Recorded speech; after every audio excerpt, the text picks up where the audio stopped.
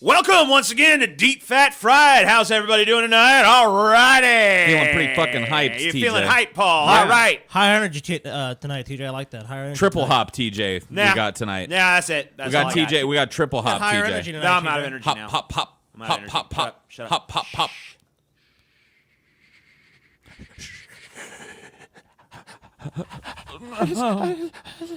No. All right. Shut up, Paul. Hey, I got my driver's license today. Woo! Isn't that cool? Yeah. Yeah. I saw it. You actually look pretty good in the picture. Yeah, it's crazy. It's easily the best I've ever looked on a driver's license. I think it's photo. the best I've ever seen you look in any context. Wow. Wow. I'll Yeah. take that compliment. It is, because you actually look, because most people, their driver's license photo is one of the worst photos of them. You managed to pull off a really fucking nice, I wonder how bad friendly ours are. looking goddamn. Mine's terrible. Look, I haven't really looked at it. I don't really look at Yeah, it. I don't think I've ever seen yours, Scotty.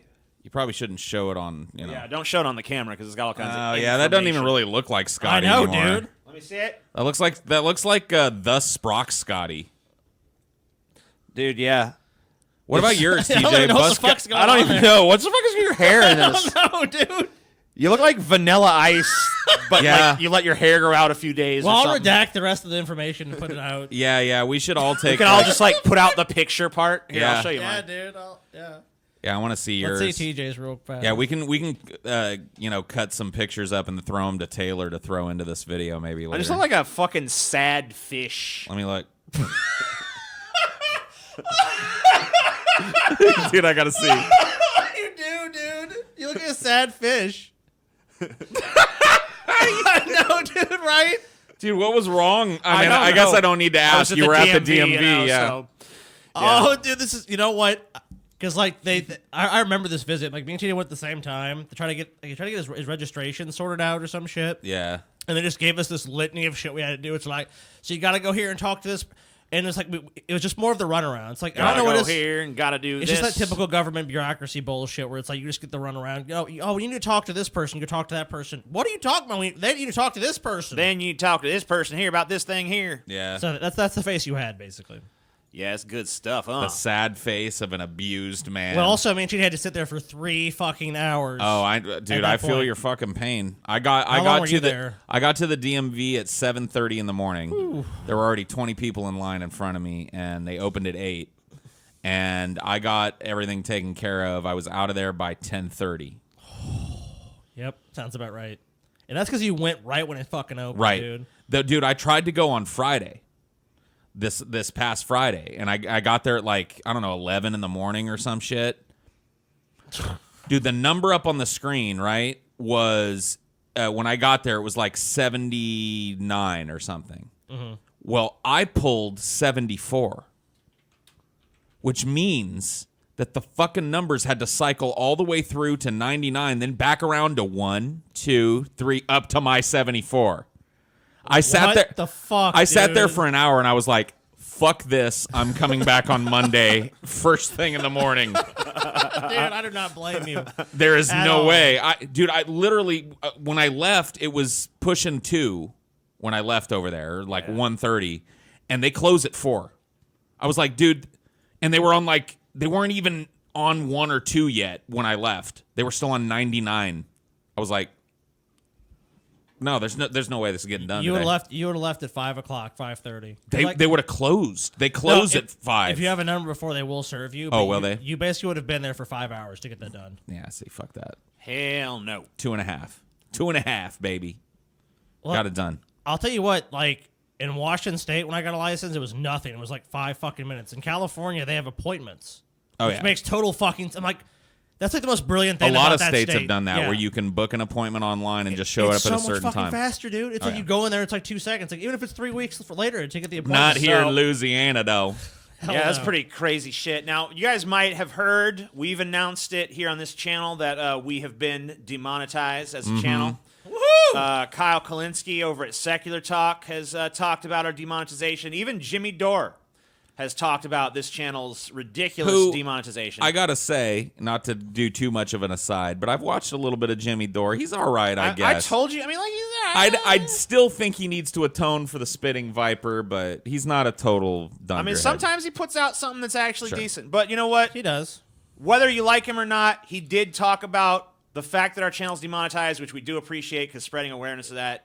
I hope it helps. in some way. DFF, loved by thousands, hated by millions. Exactly. And I don't know. And we were demonetized for the stupidest fucking reason because somehow our show is hate speech or some nonsense, Yes, which hate- it's not. Utter absurdity. Well, I thought it is. I thought that. I mean, we Hey, hate guys, we TJ. Yeah, I mean, we everyone- hate I each thought we other. had We that all hate secret each cabal other. meeting where we're like, this is hate speech It's to like, show. I mean, Remember that? Like, Paul's all like, I want to just be racist, and you're like, no, I just want to be. before I the want to be show- a bigot. And like before the show, like, you know, all three of us, we come here, we don't speak to each other, we don't say anything unless we absolutely have to. Right. Because I mean, like behind the scenes, we absolutely revile each other, obviously. Yeah. but- And pretty openly on the show too. Honestly. Yeah, I mean, so maybe you know, that's the hate speech But we got kind of banned have for. to pretend that we kind of can somewhat. I like you, TJ. We're all just joking, but in Oh, you're a reality, great it's guy, like Paul. Don't touch me. I'm sorry. it's like, you know, fuck Paul. fuck you, He's Paul. disgusting. fuck Scotty yourself. obviously is a fuck piece yourself. of shit. Yeah, okay, You know, Paul. and all of us are obviously horrible people and all that stuff.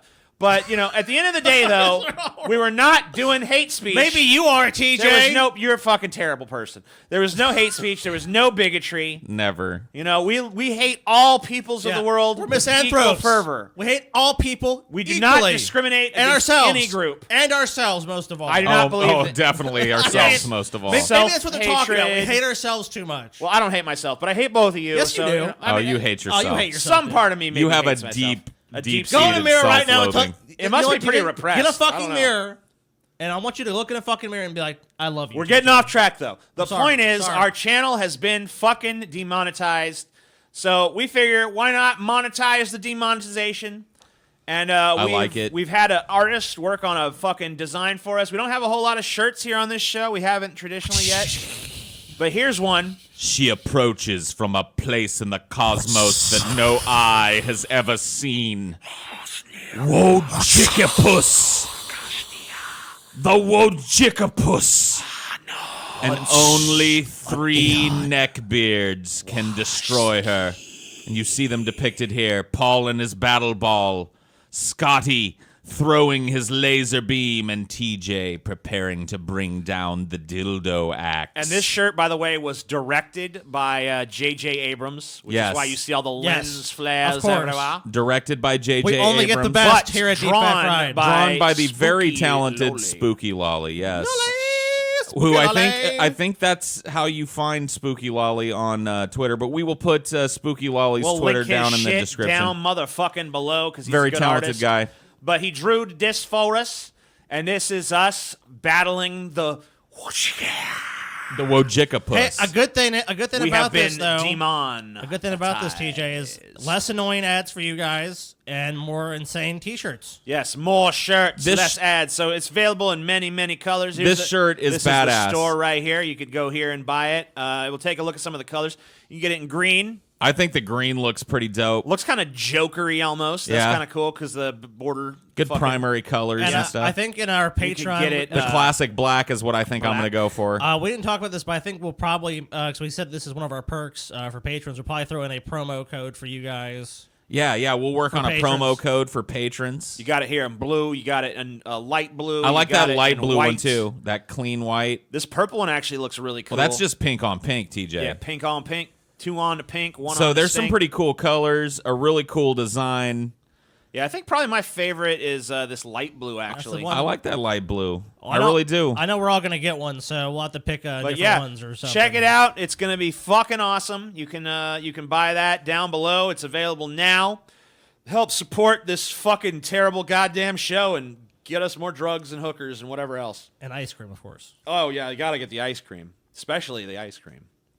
Anyway, that's that. So I was I led to guess. believe there was going to be an episode. I know, Paul, you said you were doing this episode. But I Yep. think you kind of had the conversation. You're like, fuck this shit. TJ's a f***ing why bother? So, I mean, sorry. You just dropped. Now you. God damn it, Scotty. Now God. TJ's got to go and Now fucking edit the show. That's on Taylor at this point. She got to edit all right. that now. Damn. Sorry, Taylor. Damn. It just happens once a show. I'll never bleep me. Bleep. Well, that's what I did. I just went and bleeped it. Taylor, just bleep me. Bleep the F word. We can't say that no more. The fuck word? No. That's not the bad. That's not the That's bad not F word Oh, anymore. I'm glad that's not a bad word, at least. I'm Yeah, happy you can that's say not- fuck to your fucking heart's content. All right, cool. Just don't say the F maggot word. Yes. Bad word. Yep. You know what? You're right. Even though you're word. sandwiched in between two bisexuals, you can't use that You're word. right. I'm so terrible. Because you're sorry. fucking. I You're dearly obviously hate a you. bigot, dude. Yes, totally correct. Without further ado, gentlemen, Yeah. you know, every business creates garbage. And every businessman has to take out the trash. It's usually considered to be a lowly job, best delegated to an unskilled underling, a new hire, someone whom you don't trust with much responsibility. Of course, some kind of garbage needs special care. A skilled hand, a deft touch, a disingenuous smile, a strong stomach, a cold demeanor, a prodigious strength, and utmost discretion. Some trash, if allowed to fester, begins to stink so badly that everyone can smell it. And that, my friends, that is bad for business. In the early part of the 20th century, in New York City, a special kind of waste disposal team was needed. The garbage was reeking, business was suffering, and only the most skilled garbage men were up to the task. The air needed cleaning, the refuse needed disappearing. Murder Incorporated were just the men for that job. What do you think about that, huh? Bravo! Bravo, Think about Bravo! that. I wrote that myself, guys. It was very prodigious. Two thespians, huh? I know. I fucking You stumbled once. fucked it up. You fucked it up, Paul. Man, I stumbled once and Hey, it sucked. Paul. But whatever, the rest of it Ruined was the pretty whole goddamn good. fucking performance. Paulie, Paul. you fucked it up, Paulie. What do you want me to I do? thought you were. huh? I thought you were gonna go with the more traditional, like, see. Oh God, no! I That's couldn't the- have maintained that through You 3 gotta watch it yourself, paragraphs. Tina. Paul might go Goodfellas on your shit. You fucking start. You taunt him too many times, dude. Get up in a So- hole. You taunting me, eh? There's a book that if you're interested about what we're going to cover tonight, I can't recommend highly enough. It's called Murder Inc. by Christian Cipollini. I picked it up on Amazon, and it's pretty cheap. It's like $10. I didn't read it cover to cover, but I read quite a bit of it for prep for tonight's show. Cool. And what I really appreciated about it was it didn't demonize these guys beyond frank descriptions of what they did. It wasn't looking to moralize overly. I hate that shit when they do that. Right. It was implicit that what these guys did was horrible, and he didn't need to pile on the melodrama. I hate. Yeah, I think it's fucking shitty writing when they fucking feel the need. It's like, I mean, like, you just tell me what the fuck happened. I'll pronounce my own moral bullshit over it if I want to. Yep. So, and I was particularly impressed with his intro, and it's really a good intro to, I think, what could be a conversation between us here at the beginning of this. Cool. So I'll read a little bit of it here. Sweet. The very first point to be made is this. And what's the name of this book? This book is called Murder, Inc., Gangland Mysteries, and it's by Christian Cipollini. So the very first point to be made is this. The mob was not designed, created, organized, nor operated for the purpose of killing. The mob served one purpose, to make money. Illicit or illegitimate, hand over fist. That's it. So ends the first lesson in organized crime economics. The mob existed to make money. And this is an interesting point to make because so much of what you see, even in really good mob movies, it seems that most of what they do It's just murder each is other. murder basically. one another. Yeah. Which, I mean, it definitely is a part of their business, but And you it's do- not. It's an essential part of their business, but it's also not. I mean, like, look, everyone Well, knows look, if if it's you constant are- mayhem. It's like a movie like The Godfather, where it's like, yeah, these things have to happen every once in a while. That's kind of the mentality. Is like when they look- if talk about that, it's like even in those movies, I think it's still accurately depicted to some degree, where it's like, look, this doesn't happen all the time, but murder is definitely and violence is part of it. But if you're making your money illegally, right? And you obviously, if someone fucks you over or someone's doing something that normally you'd involve the authorities with or whatever, You know, you don't have that. You can't turn to law enforcement Well, this is true. to right wrongs or anything. You need your own fucking system of enforcement, and by necessity, it has to be a more brutal system. It's basically black market self-regulation. Is what Right. I'm trying to say. So, I mean, like, really, the murders is part of a regulatory body that's Right. overseeing this whole thing. And Christian Cipollini backs you up here. He says the division of gangster brethren this work engages in, the infamously dubbed Murder Incorporated, was not formed much differently than any department of legitimate corporate business. Just like legally operating corporate America, the mob had accounts payable, accounts receivable, public relations, security, a hierarchy of management, logistics, you name it. They employed people or entire crews to handle such industry requirements. However, the mob also had an enforcement arm, a self-policing unit of cold-blooded hoods working exclusively under contract for specific upper management entities. Their duty? To keep the business of making money on a smooth road, free of human obstacles that could jeopardize profit-making. In the psyche of gangland minds, well, it was all a matter of basic economics. Instilling that fear and carrying out that promise of reprisal was a basic requirement for criminal operations to ensure rules were followed, monetary gain commenced, and bosses would be protected. Yeah, and I mean, like, a lot of people, especially, like, you see a lot of racists today, they're like, oh, black crime statistics, black crime. Well, it's because there's a lot of this fucking, I mean, it's not, like, the same as this mob, obviously. Right. But, you know, it's when you run illegitimate businesses, the only way to enforce rules is with brutality and violence, because you can't turn to law enforcement, you can't build a prison. Right. You can't fucking, you know, say, oh, well, we're going to deal with this in a peaceful way. I mean, and obviously a lot of times they did try to use diplomatic solutions when possible.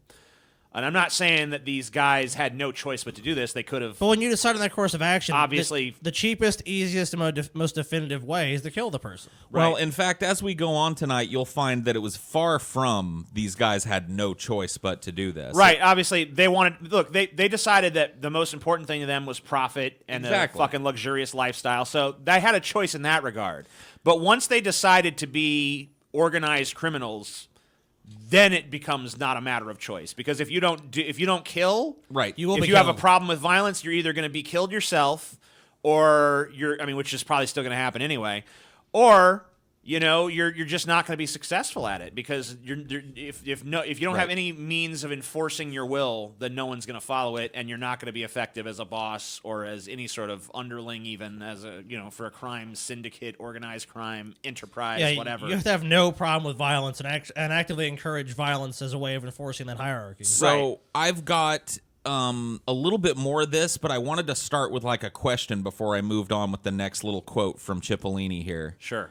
And that is, can you guys, let's brainstorm some ways you think you could cross the mob if you were involved with them in some way, Right. whether that's a member of the mob or part of their protection racket, right? Right. What are some ways that you can think of off the top of your head Well, most that people- you think would get you clipped? Skimming off the Oh, top. yeah, that's number one. Skip. So taking money, right? 'Cause Stealing it's from all the about mob. profit. So yeah, Right. Right. Interfering with their ability to make that profit. So Sure. like, you know, if they have a scam and you know, the scam gets broken If up you because and of something you did. if you and some other people get fucking pinched or Oh, yeah, whatever, you get know, caught, and you you're gonna fucking rat. sing, you Rat. know? Yeah, that's a big ratting one. out your fucking contemporaries. That's obviously a big just fucking pissing your no-no. boss off, pissing up the higher ups because Yeah, not you know, showing proper respect. Not obeying orders. Yeah, Yeah, oh, disobeying for sure. orders for any or reason. or really. fucking up a direct order, so really yeah, or badly. incompetence. Right. Yeah.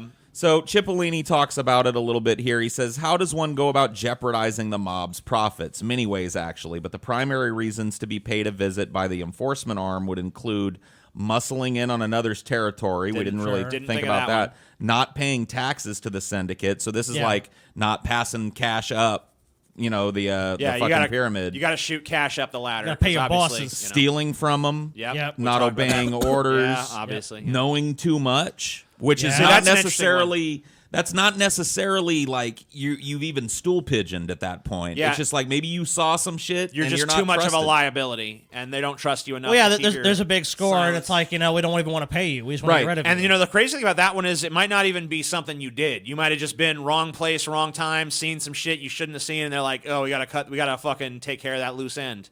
Turning informant, obviously, yeah. And, of course, the ultimate liability, which goes hand in hand with knowing too much, turning informant. The most brutal punishments were generally reserved for anyone thought to be known to even remotely consider speaking to the mob's activity to law enforcement. Rats, stool pigeons, snitches, or canaries, all unaffectionate and lethal terms to be branded with. Once labeled as such, the boys from the enforcement regime tagged you with another pair of names, Bum and Mark. Neither of those was good to have. Both meant you were probably going to die, and it would be a death that served a dual purpose. Particularly gory and torturous murders were used to both punish the mark and to send a very clear message to any and all others who were considering violating mob rule. Yeah, because, obviously, if you're like, man, I think I might, turn rat or whatever, and then you find, like another guy fucking had his eyes gouged out and his tongue pulled out his asshole or something, and you're going to be like, never mind. I think I'm good.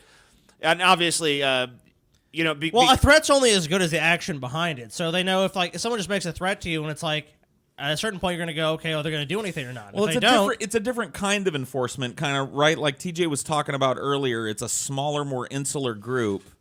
And so they don't have the numbers ability, They can't show up with the tanks and the whole fucking SWAT team and shit and the helicopters and stuff.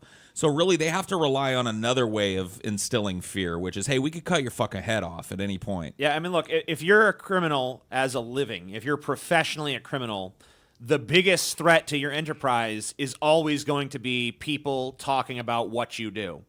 Right. With law enforcement, because that's the biggest risk you run. That's the most likely way you're going to get caught. So you absolutely have to be brutal in the enforcement of anybody. It has to be such an unappealing option for anybody that knows anything. And, right. And even that with they're that, barely, and even then, it still happens. And even with that, it still happens quite commonly because, like you said, now it's like a lot of like most killings in America are gang related. Right. I mean, to this day. Yeah, it's just a fact of life because, like you said, someone for a comes lot to of your these territory. same reasons we're talking about. Oh, here, yeah. too. Knows too Now much. snitching, snitching is like somebody might snitch, or somebody thinks that you did snitch. You were supposed to go deliver some drugs, and you spaced them off somewhere. You know what I mean? That type of shit will get you clipped, and it gets people clipped every fucking day to this day. But at this time, it was rather new. Organized crime was just starting to take hold in America. So what time are we talking about exactly? We're talking, when we're talking about Murder, Inc., you got to go back to like... we're talking about like the 20s? We're talking about, like the early 20s, the late teens of the 20th century. So like a lot of mass immigration from Italy. And it didn't necessarily, wasn't born then, but the principles behind it were being cooked up then. I've got one more quick quote from Cipollini, and then we can move on. Sure. So he's talking about how these death warrants were issued. At first, the death sentences were issued carefully, albeit not entirely laden with solid evidence, but rarely without consideration, and certainly always with upper management sanction. Eliminating other gangland souls, undesirables who were willing participants in the underworld culture of lying, cheating, stealing, and of course killing. The underworld carried out justice within its own microcosm, and all willing players of this seedy game knew the risks. So none of these guys could credibly claim to not know what was coming to them. Oh, yeah. So moving on to our first kind of look at one of the principal figures in Murder Incorporated. And I don't know what... This is this was just to show a gangland killing. So this is not okay. Right, and we can you can leave that up, but eventually we'll bring up a picture of Louis Lepke Buchalter. I'll just bring him up. Oh, these are just some more killings. Yeah, I thought you might want to cycle through it as we were talking, but I didn't. I forgot I pulled them anyway. It doesn't matter. So here's this guy. So this is Louis Lepke Buchalter. Cool. He was born in the Lower East Side section of Manhattan in February 1897. Cool, another February baby. Yep. Just like me. Hey, maybe you're like him in more ways than you think. Cool. Let's find out. Rose Buchalter called him Lepke, which is Little Louis in Yiddish, so he's a Jewish kid. That's awesome. I've always had Jew envy, so... which later became Lepke. It was shortened and became his kind of mob name. Sweet. Louis Buchalter had one sister, 3 brothers. One brother eventually became a dentist. Another became a college professor and a rabbi. So this guy comes from a family of obviously very They ain't no slouches, man. intelligent people. I mean, this is obviously a pretty bright family. It goes of people, on. because I mean, like, you're talking about these are all like Yes. very prominent positions in the community, and I mean, look, dude. Very educated positions. right. I mean, like obviously college. I mean, he's professor, Jewish, that's- dude. What do you expect? That's the top echelon of academia. Don't be if- Jewish. if- Don't be Jew racist. Yeah, No, don't no, be, I'm saying- don't be Jacist. Jacist. What I'm saying, guys, is like, look, everyone else's family want to be a dentist. He's a dentist. He wanted to be a fucking great mobster. Look. Great Check it out. mobster. His 3rd brother was a pharmacist. Yeah. His So- father, Barnett Buchalter, was a Russian immigrant who operated his own hardware store on the Lower East Side. So Not a as prestigious, but a business owner. but a self-made Entrepreneur. businessman who managed to finance college for all of these Yeah. children. So That's- obviously yeah, a very damn, there you successful go. hardware store owner. Now, because Lewis was younger, the youngest, in fact, in 1909, unfortunately, when he was 12, his father died. Damn.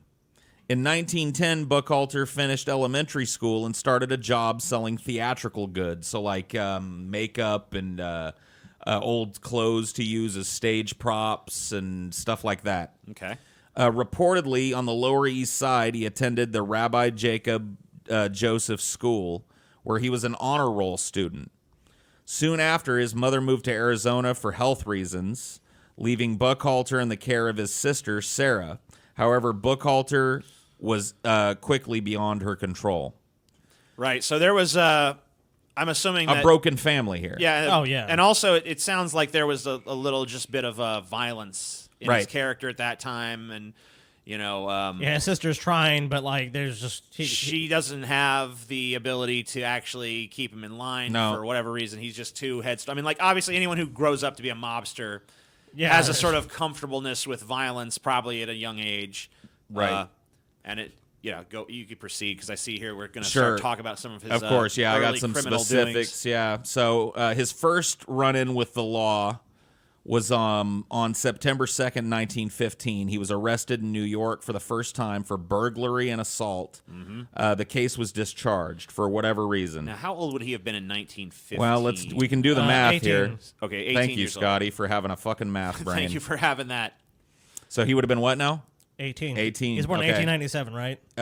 Hold on, let me just double check Yeah, that. let's check. 1897. Yep, You're right. That's right. So same year, in late 1915 or early 1916, I guess reports differ, Buchalter went to live with his uncle in Bridgeport, Connecticut. Cool. On February 29th, 1916, so he'd been 19 years old, he was Yeah. arrested again in Bridgeport on the same type of charges, burglary. And he was sent to the Cheshire Reformatory for juvenile offenders in Cheshire, Connecticut. I guess at 19, you still were considered juvenile enough to not have to go to the big pokey back then. Cool. But I'm sure the juvenile reformatory was a hellhole. Yeah, I'm sure it wasn't a paradise. And it doesn't sound like it worked either, because he No. was right back to crime. So he next was year. there until July 12th, 1917. After a dispute with his uncle over wages, Buchalter moved right back to New York City. On September 28th of that same year, 1917, Buchalter was sentenced in New York to 18 months in state prisons at Sing Sing, New York, on grand larceny conviction after a transfer to Auburn Prison in Auburn, New York. He was released on January 27th, 1919. On January 22nd, 1920, he returned to Sing Sing on Oh a my God. 30-month sentence for yet another attempted burglary. I'm starting to I think. mean, he's in his early 20s. I'm starting to think he wasn't that great of a fucking burglar. Yeah. I mean, look, And it's hard to have maybe he a pulled fucking long hundreds of rap sheet. jobs and he only got caught 3 times. Sure, I'm sure that's Could true. be. Upon Buchalter's 1922 eventual release from prison, he started working with his childhood friend, mobster Jacob Gura Shapiro, and I pulled a picture of him. Shapiro, huh? Oh, Yep. So this was actually, now this is an interesting thing that I knew a little bit about, but I learned a little bit more about doing this Murder Inc. thing. The Jewish mob, or La Kosher Nostra, as it was called in some of the some of the stuff I kosher. read. Right. Was actually very entwined with the Italian mob. They worked together on a lot of things. Now, not directly, but they helped one another out. They shared resources at times. And Lewis and his friend here, Jacob Shapiro, Gura, as he was known, were Jewish mobsters, basically, together. Cool. Through force and fear, they began gaining control of the garment industry union. So the garment industry in New York at that time was huge. Women worked in huge sweatshops making dresses and garments for men, and they started muscling in on that as a racket. You know, hey, we'll keep you safe, but you know it's going to cost 10% off the top every fucking week. Of course. And they were very violent. They didn't really like taking no for an answer. Buchalter's control of the unions evolved into a protection racket, extending into areas such as bakery trucking. The unions were profitable for him, and he kept hold over them even after becoming an important figure in organized crime. Buchalter later formed an alliance with Tommy Lucchese. This is him here, leader of the Lucchese crime family. This was an Italian crime family, and together they controlled the entire garment district. So at that point, he's big shit. So he's got kind of a business tie with the Italian mafia. He's worked his way up as one of the strong-arm guys in the Jewish mafia. So he's now become a powerful guy with a lot of money, a lot of influence. Excuse me. I'm yakking a lot, so my throat is giving out. Let me give myself a little sip. All right. In the early 1930s, Buchalter created an effective process for performing contract killing for Cosa Nostra mobsters. It had no name, but the press 10 years later called it Murder Incorporated. The Cosa Nostra mobsters wanted to insulate themselves from any connection to these murders. Buchalter's partner, mobster Albert Anastasia, who we will talk a little more in detail about later, would relay a contract request from the Cosa Nostra to Buchalter. In turn, Buchalter would assign the job to Jewish and Italian street gang members in Brooklyn. So, and this is Albert Anastasia here, who is probably the most dapper mobster-looking dude I've ever seen. He had a few nicknames. We'll get to him later, but I'll just share his nicknames. One of his nicknames was the Lord High Executioner. Cool. Okay. And his second nickname was the Mad Hatter. Cool. So Both of those are pretty awesome. cool guy. We'll talk about him later. Or you think it's cool to murder people, huh, Paul? No, I like the cut of his jib. He's easily cool. None of these contract killers had any connection with the major crime families. If they were caught, they could not implicate any of the crime family employers in the crimes. So it was like he was a middleman. They made sure that there was like a few degrees of separation between them and any murder Right. that happened. So he collected around him this collection of street thugs, basically, that he knew he could trust to go kill somebody if he was willing to pay him enough. And then the mob used these guys didn't know the mobsters. They didn't know these guys' names. So even if the cops caught the dumbasses killing somebody. Yeah, they're a contracted killer. They're basically subcontracting their killing, is what you're saying. Right. Exactly. So he takes a lot of the, heat if one of these guys flips, but he was very adept at getting guys that were loyal. And one way he was adept at is he paid them a lot of fucking money. He charged between $5,000 and $10,000 for a hit, and this was in the 30s. Right. So this is like Now, he kept a significant portion of that, obviously, but you can imagine in the 30s, if you can look up a comparative, that Yeah, I'm looking up inflation right now. If someone hands you $500 in the 30s, that's a ton of money. So let's just say you do get a 10,000. Let's just say where it's happening in 1935, right in the middle of the 30s, and we're talking. Let's say you said between 5 and 10, so we'll 5 say and 10. like 7,500. And I saw numbers that were a little lower, and no, it's not 100%. You know what I mean? Because this is all a shadowy fucking organization, Right. So this, we don't know exact figure, but let's say you. But it's for some estimated reason, between 5 and 10. That's for the some average. reason there's a hit that's worth $7,500. Right. That would be about $140,000. I mean, so this is not chump change. No. So Now- you really got to want a motherfucker dead Once again, to cough up that kind of money. you got to imagine Buchalter and Albert Anastasia kept a significant portion of that. Of course. But they were probably able to hand these guys, $5 or $10 grand in that that time's money. Right. Whatever that would have been, you know what I mean? And that's fucking significant for these dudes, and it engendered a lot of loyalty in them. In 1935... a $10,000 hit, by the way, Yeah. just in case you're curious, would be about pretty close to $200,000 by today's money. Wow. So that's, I mean, you can About imagine. $186,000. The amount of money... Now, it is estimated... Now, the number of people that were killed by Murder Incorporated is another big contention. Right, because obviously they specifically designed a system where they Right. weren't, going to be necessarily held culpable. So Some sources say it was in the range of 400 to 500 people, and some sources say it was well over 1,000.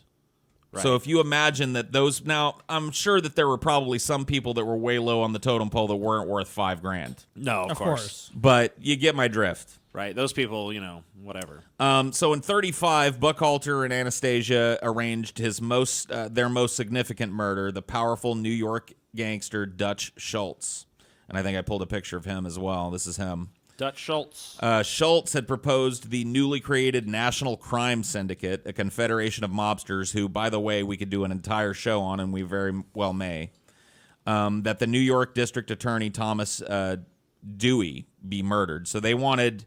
Dutch Schultz kind of went nuts and decided that he wanted to fuck with the law. Yeah, you don't really assassinate a district attorney. That's just begging for Right. way more heat You're just- than even your organization. Not could a great possibly idea. handle. Many syndicate members hated Dewey already, but they denied Schultz's request outright. An enraged Dutch Schultz said he would kill Dewey anyway. This is, by the way, District Attorney Dewey. He said he would kill Dewey anyway and walked out of the meeting. The remaining attendees decided to murder Schultz instead and assigned the job to Buchalter. On October 23rd, 1935, Schultz was shot and killed in a Newark, New Jersey tavern. In 1935, law enforcement estimated that Buchalter and Shapiro had 250 men working for them. 250 fucking people whose sole job was to kill people. Right. And that Buchalter was grossing over $1 million, which is $17 million in current dollar terms per year. $17 million a year for killing people. They controlled rackets in the trucking, baking, and garment industries. Yeah, I think that figure. I mean, if this. That might be a little old. Might be a little outdated because it says it's actually about 18.6 million. Wow. Or actually closer to 18.7. So almost by today's almost standard, 19 by million. 2019 We got to money. figure too that look, So tracking people down. this was a huge murder industry we're talking. I mean, about. at 250 people, there's a lot of support that goes in. Like, you have to find people that you're looking for. It's not like you can just fucking are they on Facebook now? It's like you have to actually physically find people in those times. right? Because if someone went into hiding, I mean, I'm sure plenty of people just because it's hard to track, just disappeared in the Sure, of course. the gloaming or whatever the fuck. So he owned a bunch of businesses. He also owned, I pulled a picture of this nightclub called the Rio Bamba. It doesn't exist anymore, but it was a really apparently hopping spot back in the day in New York. One of the most posh and upscale nightclubs that all the celebrities and hobnobbers. So he was this is legitimate money he's making. Yes. So he because they like to have the combination of legitimate businesses and well, this is the front, of course. yeah. This and his other businesses were the front for all of his your money. legitimate cash flow. Right.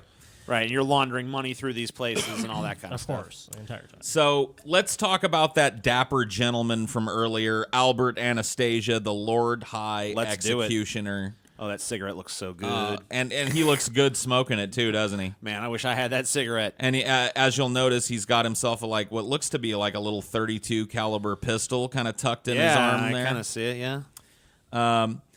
He became a hitman and enforcer for Luciano and his associates, and soon earned his nickname Lord High Executioner. So he was on the Italian mob side. These are some of the hits that Anastasia was tied to. Dude, I love the card in his fucking hand. Yeah, there. he was he was known. He had a flair to him. After Salvatore Maranzano and Joe Massaria were killed, Lucky Luciano formed the Commission and appointed Vincent Mangiano as boss and the Gambino crime family. So this is kind of like the birth of what became the Gambino crime family of the modern era. Mangiano made Anastasia underboss in 1931 and head of his Brooklyn rackets. He soon became leader of Murder, Inc., along with Buchalter, who we talked about earlier. And Abe Rellis became an enforcer. Charles Luciano used Murder, Inc. to enforce his authority. Joe Santora worked in a laundry, and when he didn't pay his tribute to Anastasia, he shot and killed Santora on August 2nd, 1933, and was suspected of murder. The witness changed his story in court and denied Anastasia killed him because he was frightened of his reputation. Yeah. Thomas Dewey, who closed down on organized crime and convicted Charles Luciano of prostitution, tried to convict Louis Buchalter of racketeering. Anastasia helped Buchalter hide in his Brooklyn neighborhood while that was going on. So this, very much involved on the other end of this mob family, right? So the Jewish Mafia and... I feel like we need a fucking chart. We need like a diagram. I know, there's a lot of names here, and we're not going to cover all these guys. I'm just trying to give you an idea of the web. Yeah, I mean, it sounds huge and intricate. There's a very complex... I can see why when you watch the movies about the dudes investigating these guys, they always have a fucking chart with all the fucking, this person is related to this, and this person's in charge of this. It's all like, they're all based on it's like a giant extended fucking family. It's a giant extended corporate structure as well. It is. So in response to his friend Buchalter being accused of racketeering, Anastasia helped his friend and personally arranged the murder of 14 key witnesses and the secretary to Dewey. Damn. Who was the... I hate to say it, but maybe they would have actually been Attorney better General. off assassinating Dewey. Or not Attorney General. Dewey was the fucking... What's the other... God damn it. The Attorney General? Attorney... District Attorney. District... Thank you. Yeah, DA. I was just brain farting. So Louis Buchalter was actually convicted of racketeering and drugs by J. Edgar Hoover and was sentenced to 14 years in prison, which he served. J. Edgar Hoover, a piece of shit. So I thought it would be cool after talking about, and we'll go back to him a little bit later, to Albert Anastasia and to Louis Buchalter. But I thought it would be cool to talk a little bit about where the entire operation was run out of. And you're taking a look at it here. This is one of the only pictures that I could find of the building where Murder Incorporated was run. It's crazy to think that there's a multi-million-dollar business being run out of this little... Yeah. A restaurant. And it's actually not the entire building. Right, there's other stuff in there. There's right. a candy place in there. There's a chow mein joint. It was the candy joint. It was called the Midnight Rose, and it was actually a candy and coffee shop that was open 24 hours. Yeah, and candy, soda, and cigars. Soda. So during the 1930s and 40s, the Midnight Rose candy store, located under the elevated portion of the 3 subway train, was run by a little old lady in her 60s, Mrs. Rosie Gold. It's hard to imagine a more innocuous and unoffending picture, but it was all not as it seemed at the Midnight Rose, for this was the secret headquarters of the most infamous and deadly group in the history of organized crime, Murder Incorporated. So the guys would just basically hang there forever. She had a huge bank of telephones in the back for them to be in constant contact. And the guys would literally sit there sipping sodies and smoking cigars and eating candies. And then when one of those phones would ring, one of the guys would, whoever's most hungry for them. And this is actually... Here it is today, by the way. This is the same building today. It's now a little mini mart. And I don't know what Stumpy's spot is. Stumpy's. Is that like an art gallery of drawings of TJ's weenie? Oh, man. Brutal. Stumpy's spot, dude. What the fuck? What'd I do? I'm just sitting here. I'm sorry, dude. I'm being fucking nice and everything. It was a micro penis joke. It had to come out. I'm sorry. We'll see what else comes out. So I just thought it was kind of funny that this entire giant, like we said, $18-19 million estimated, which means it was like probably more. It's like a corner store. Right. Yeah. Tiny little corner store, totally innocuous, little candy shop underneath a restaurant. I mean, no one would not ever a place you'd really give a second glance, Yeah, probably, unless you were in the mood for some candy or a cigar or something. Nope. So it says here that the members of Murder Incorporated would pass the time at the Midnight Rose. They'd sip on the malts and until one of the phone rings, giving the details of the hit, and then they'd go do it. And Rosie Gold was in on it. Of course, she knew what was going on. She was paid a healthy stipend. It's assumed she was never indicted in for a crime or anything. But you got to imagine that the old lady that owned this candy shop that let all this happen there probably made out pretty well. Oh yeah. Yep. A little bit of yeah, I'm sure. So I mean, that's a good offer. You're running this fucking little shitty candy shop. A bunch of mobsters are like, hey, we want to run a murder business out of your candy shop. Can we just like kind of? We'll give you like a lot of money, like way more than you make in the candy business. She's like, cool. I just think that I I just love that her evil old ass was over there and like, oh, you want to kill people and use my shop as a front for it? Sure. Yeah. Whatever. I don't give. I'm Rosie Gold. I'm Rosie. Business was a booming. It was booming. So we talked a little bit earlier about stool pigeons, didn't we? Yep. And well, even with those tough guidelines in place, they still were able to flip. The bird motherfuckers. wants to sing. Well, what you're looking at here is the man that ultimately led to the sinking of Murder Incorporated. This is Abe Kid Twist Relis. I'm assuming he's the dude in the middle. Yep. Well, yes, that would be a good assumption. The focal point of the picture. The stoolie, the stool pigeon, the rat. Goddamn rat bastard. Throughout the 1930s, Relis and his cohorts were able to eliminate local competition through assassination. So he was once one of the members of Murder, Inc. These included murders of the Shapiro brothers, who until their demise ran most of the Brooklyn bootlegging, slot, and vending machine rackets. One by one, each Shapiro brother was eliminated by execution. Meyer, the eldest, was found dead under the sands of Canarsie Beach, I think that's right, Canarsie Beach, in a sack which he had been buried alive in. Damn. Others who met their demise were the Amberg brothers. This guy was one of the big players in Murder Incorporated. So basically, they want to take over someone's territory. They just have them killed. Right. He was one of the guys that was known for his brutality and, his torturous killings. After attracting the attention of big-time gangsters like Lepke and our friend the Lord High Executioner, Relis and his troop became the execution arm of what was known as the Syndicate, whose membership included at various times Lucky Luciano, Meyer Lansky, Bugsy Siegel, Dutch Schultz, a lot of names that, if you're at all into, mafia stuff, you probably heard those names before, at least some of them. And we very well may take a closer look at those guys in a future episode like this if you guys end up liking this one. The syndicate would determine, often in mock trials with the gangsters acting as prosecutor, defense attorney, and judge, that someone needed to be eliminated for breaking underworld laws. So there was actually like a collection of these higher-ups in the Jewish and Italian mobs would get together, and they would have a mock trial where without the victim present, right, with no habeas corpus, where it's just like one of them plays defense attorney, one of them plays prosecutor, one of them plays judge, everybody else plays jury, and they decide, hey, are we going to clip this guy or not? Well, I actually have a scene in the movie Casino where they do that, where they all get indicted and like, and the guy's like, well, why take a chance? There's also a scene like that in Analyze This.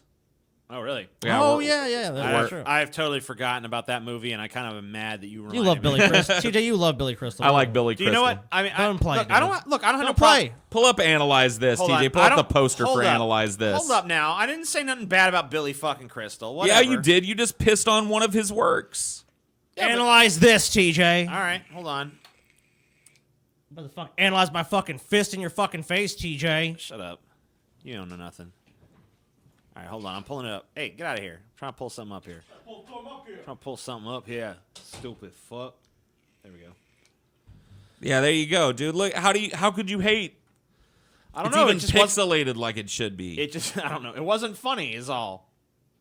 And then they made I that. thought it had its moments. Did it? Like it was an 'Cause I interesting kinda thought it interaction, wasn't it?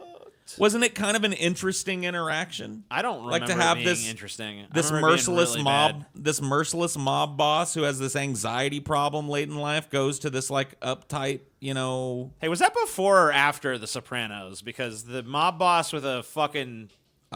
this I don't know. You'd have to look up. I think The Sopranos came out in like 92 or some shit, right? Or no, it wasn't that 96, 97. Because they kind of stole from The Sopranos, if that's the case. Or was it early 2000s? I don't fucking Tony know. Soprano was the same guy. He's having panic attack. It's like the same plot.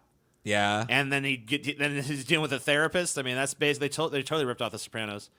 Okay, so the first air date of this show was January 10th, 1999. Okay. And this movie also came out in 1999, so it's kind of unclear. Oh, wow. Who ripped might off have, who? It might have just been two people with the similar idea at the same time. Yeah. So that maybe does so. happen. Sometimes it's just in the zeitgeist.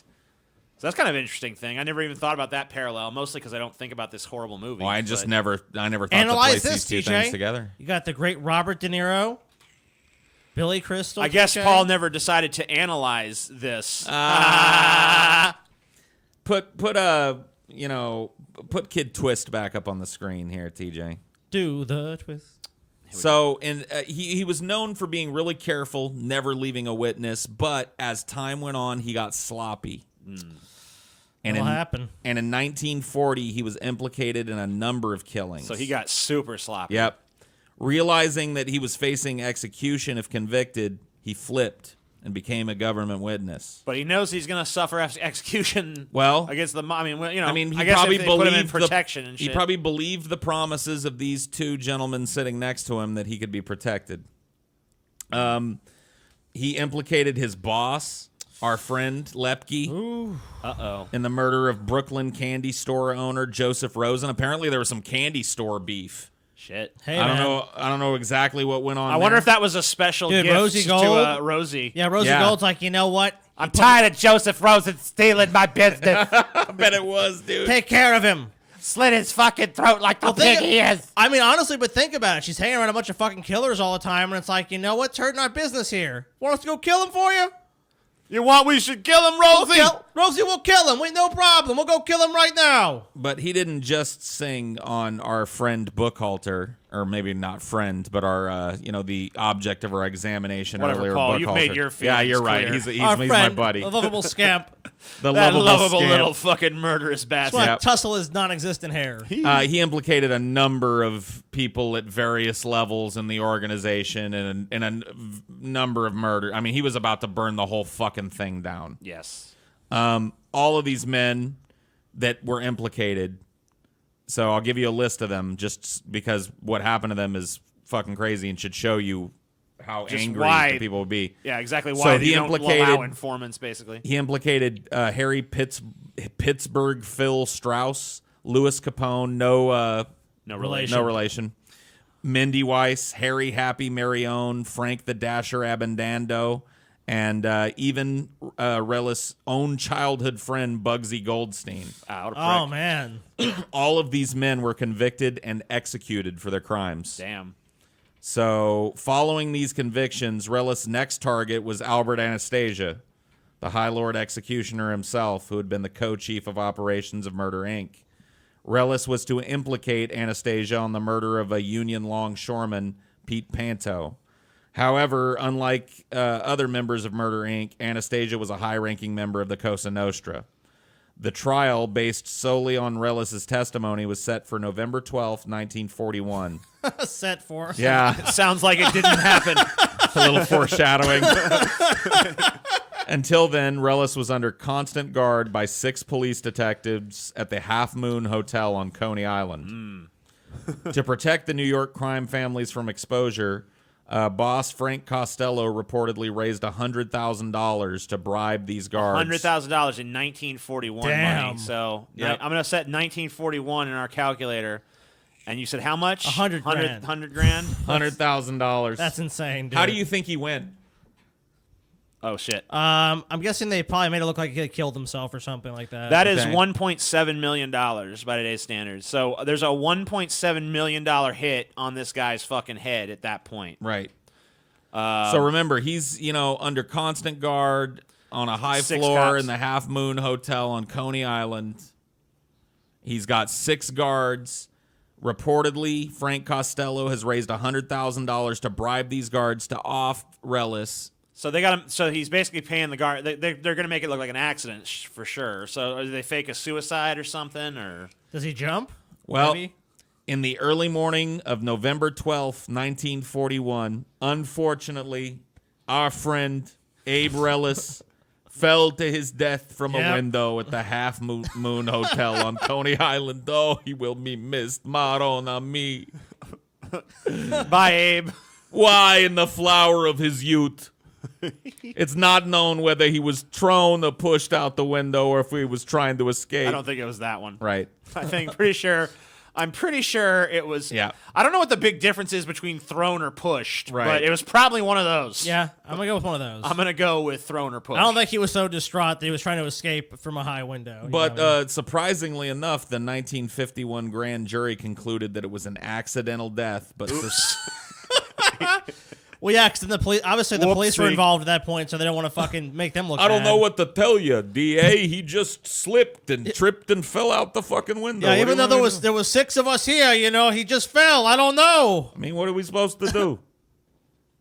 20 years later, an ailing Lucky Luciano, one of the chief founders of the National Crime Syndicate in the early 1930s, insisted that Frank Costello had set up Relis's demise and that $50,000 had been distributed to the police department to have Relis flipped out the window. I don't buy it. What? I don't believe it. No way. And that's a little picture of Lucky. Aw. But as you can imagine, after 10 years of tyranny and upwards of 1,000 body bags by some accounts, Murder Incorporated had come to an end. And one of Too those, hot, too much heat. remember, one of those names that I mentioned that our friend, the stool pigeon, implicated was Lepke Buchalter. And I've got a newsreel here about his execution. Damn. Fuck you, Getty Images. The electric chair ends the career of gangster Louis Lepke Buchalter, boss of Brooklyn Murder Incorporated. Lepke and Sing Sing's death house appealed to Governor Dewey and to the United States Supreme Court in vain. Wanted for 80 murders, he died for one committed in 1936. Once public enemy number one, Boss Lepke was a cringing, frightened man as he began his last ride. Thus, an era of wholesale gang murder comes to an end. An era of hijacking, labor racketeering, and Tommy gun. I'm so glad that's all over with. Yeah. And Tommy guns. And Tommy guns. That part's over, but only because we have better weapons now. Yeah. Although the Tommy gun, that was a fucking cool looking gun, man. Lepke's prosecutor, Assistant District Attorney Burton Turkis, closes the Burton Turkis? What? case.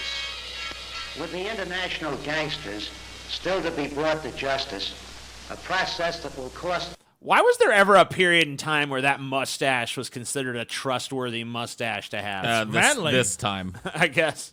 But why? You know, because like he clearly just looks like a rat bastard scumfuck. the lives of countless thousands of innocent persons, the passing of Lepke is of comparatively little significance. Okay. So there you go.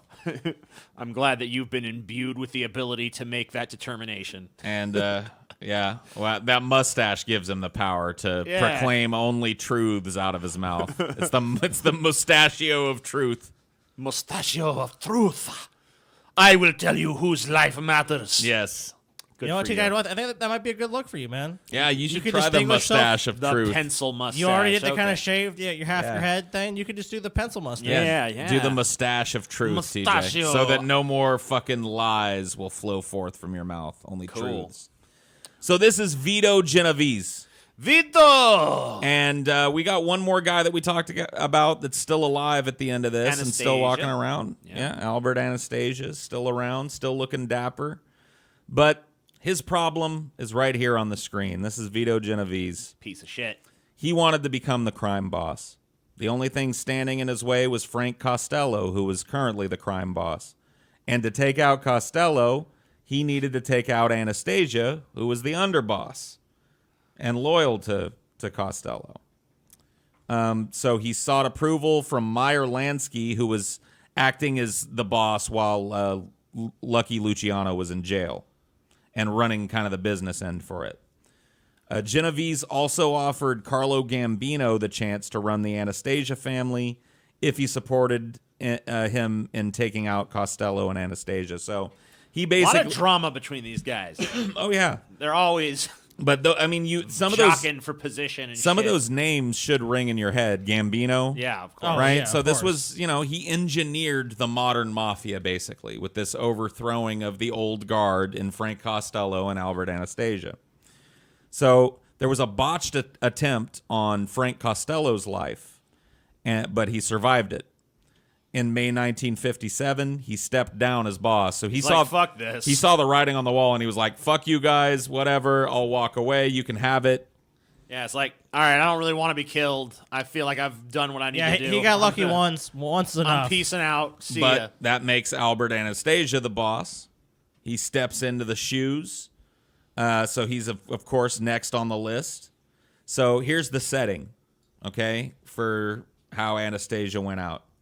And here's the hotel. He's An ominous-looking building, if he's- I do say so myself. he's sitting in a barber's chair at this hotel, the Park Sheridan Hotel on 877th Avenue, which is now renamed the Park Central Hotel, and it's been kind of mooched over to 56th and 7th. Strangely, as he's standing there getting a shave, his bodyguard took a walk. Now, whether Anastasia knew this was going to happen or not is unclear. So his bodyguard's just like, I'm gonna take a little fucking hike down the street, basically. Or just, this is a huge hotel. It had a huge shopping Yeah. area. So he's, maybe he just, I'm going to take a leak. Nobody knows. You probably really. feel like in a big ass hotel that's surely full of people that you're pretty safe. No one's gonna fucking One would assume. Right. raid somewhere with that many witnesses and all that shit. But apparently it wasn't a factor. And it's unknown to this day whether the bodyguard was in on the hit or whether he genuinely just had to go take a shit or wanted to go shopping for his wife or what. But out of nowhere, two men rushed into the shop in scarves and just unleashed a tirade of bullets at Anastasia as he sat there in the barber chair. Now, some documentaries have said that the shots were knocked him out of his chair, but this is not true. Anastasia actually got up out of the chair and charged at the men. This is fucked up, but actually kind of cool and would make a really cool scene in a movie. Yeah. But With his last bit of life, he tries to fucking seek revenge Right. for his own murder. But in that moment of panic and confusion, what he was looking at was the reflection of the men in the barber's mirror in So front he of him. basically just charged the mirror. And he charged the mirror. They continued shooting, and he fell dead. I've actually got a couple of pictures of the murder scene here. No one was ever charged with the murder. And a New York journalist was reported to say the vivid image of a helpless victim swathed in white towels was stamped into public memory. And that was about the kindest thing I could find in any of the obituaries for Albert Anastasia. Yeah, But- I mean, obviously, most people are not going to be effusive with praise when a mob boss gets No, of shot. course They're not. not going to be like, he was a great man, and No. all that, But that is how Murder Incorporated finally met its end. But it wasn't the In a end of the barbershop. mob murdering people. No, that's for sure. absolutely not. But there was never a coalition like that again within the mob. Hits were done differently after this. There was never a giant organization where the mob could go to. There was never a murder department Right. anymore, basically. I mean, not like this. Not like that one. Not like this. Yeah. And Maybe we can learn about how it evolved in another episode. yeah, I'd really like to take a look at some of the bosses of these different crime families. Doing an entire episode on the 5 families, of New York, I think would be really cool. Or maybe even breaking it up. Well, Yeah, who knows? The modern conception really now more is if it's either someone that's trying to make an upstart, like we said we saw there, or it's the boss is like, you disrespect him, you did something I didn't like, so I'm gonna have you killed, Right. or I'm gonna kill you personally. Right. So I had a lot of fun pulling for this episode, actually. I like learning about these guys. So if you guys like it, tell us down in the comments. Also, click on the t-shirt link down in the comments and get our new demonetized t-shirt. Show you that one more That's time. not it there. That's a dead There you go. mobster. But this is almost... Actually, this is cooler than a dead mobster. This is our new demonetized t-shirt where we fight the evil Scotty. Yes, the Wojcicki. I love the screaming mad anger in my face and my battle ball. Look at Scotty deflecting one of her hideous TJ's purple beams. Look, TJ, you're about ready to fucking swing that axe cleaver into. Yeah. And TJ Look with at my his, gritted teeth, dude. yeah, your gritted teeth and your muscle rolls just bulging and ready to fucking. I mean, my ass looks nicer than that, actually. But, Oh, and you know what? I didn't even notice. Look at the Wojcickipus's earring. Yep, it's a YouTube. It's a YouTube. This is a badass. Show them the shirts again, TJ. Show them the different colors Sure real will. quick. So you can get this in. Yeah, we got awesome. You get this we got awesome you colors. Get this in. You can get this in. You can get this in. You can get this in. There's all kinds of pretty colors. Look at them all. I think I'm gonna get that pink one, honestly. You think you can go for the pink? Pink or the green? Oh God, I like that blue too, though. I think I'm gonna do the blue. Baby blue. Okay, I'm not gonna copy TJ then. I'm gonna go with the green. Well, I might do the darker blue. No, I'm gonna do the lighter blue. Yeah, the lighter blue is cool. Well, you can get it now. Go click on the link down below. Also, check out Spookylolly, who's the talented artist behind the new T-shirt. Yes. Go give him some love on Twitter. Thank you guys for watching. Go suck his dick. Don't become a mobster, but appreciate the people who do. And most importantly, you know, just don't fall for the idea that this is like monsters or some shit. I hate the pseudo-speciation that happens when you're dealing about, you know, murderers and cutthroats. We've talked about and it shit. before. And, you know, we've talked about it with the serial killers. But like these guys, at the end of the day, I mean, obviously what they're doing is bad and all that shit. There's but no justifying that what they've done. You know, they're businessmen. but they were human beings. And, you know, honestly, corporate America does things that kill people. We all know they do absolutely. it. You know, these guys are really no worse at the end of the day, in my mind, than fucking Walmart or Amazon or any of Just these a little other more fucking pieces of direct. shit. Yeah, just a little bit more blood directly on their hands is the main difference. They don't have the same level of degrees of separation because they're not doing it, you know, on that fucking level where you're totally insulated from it. They're doing it, you know. I I mean, mean, think about the fucking tobacco industry. The core here, of for it, fuck's the sake. core of it is exploitation. Right. Yeah. And it's just the means of exploitation, and one is acknowledged and allowed and actually praised by society, and one is shit upon and is demonized. Right. And if you really want to stop shit like that from happening, then maybe don't fucking push industries like the drug industry into the fucking underground. I mean, obviously some things have to be illegal, but You ready? there's a lot of stuff that doesn't need to be. Sorry, TJ. Oh shit. This is just business. Oh god, no. No. No. Ah! Beat this motherfucker down. Ah! Beat this. No. No. Why?